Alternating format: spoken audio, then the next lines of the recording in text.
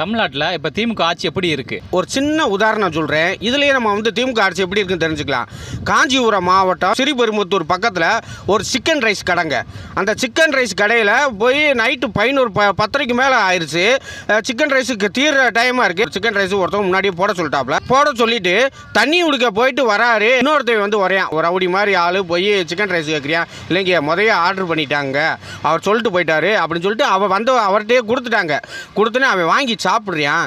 ஏன்டா நான் chicken rice கடைசி சிக்கன் ரைஸு எனக்கு கொடுக்காம நீ வாங்கி சாப்பிடுவியான்னு பலார்னு என்னென்ன இப்படி அடிக்கிறீங்க, நான் சிக்கன் ரைஸ் முன்னாடியே சொல்லிட்டேனே அப்படின்னு அவர் சொல்கிறாப்புல. அதுக்கு அவன் சொல்கிறியான், லே பிஜேபி சங்கர் தெரியுமாடா இங்கே ஸ்ரீபெரும்புத்தூரில் அவனை போட்டவன்டா நான் அகிலன்டா, நீ எனக்கு சிக்கன் ரைஸ் இல்லாமல் நீ சாப்பிடுவியா அப்படின்னு மறுபடியும் பலார்னு அரைகிறாப்புல, அடித்து வெளுக்கிறாப்புல, அந்த சிக்கன் ரைஸையும் தூக்கி எறிகிறாப்புல.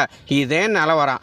அவன் சொல்கிறியா பிஜேபி சங்கருங்கிறவரை ஊராட்சி மன்ற தலைவரை கட்சி போட்டு தூக்குறவன் நான் தான் அப்படின்னு வீடியோவுக்கு சொல்கிறியா சொல்லிட்டு அடிக்கிறியான். இதை பார்த்து தெரிஞ்சுக்கலாம் தமிழ்நாட்டில் திமுக ஆட்சி எப்படி இருக்குன்னு. தமிழை போற்றி.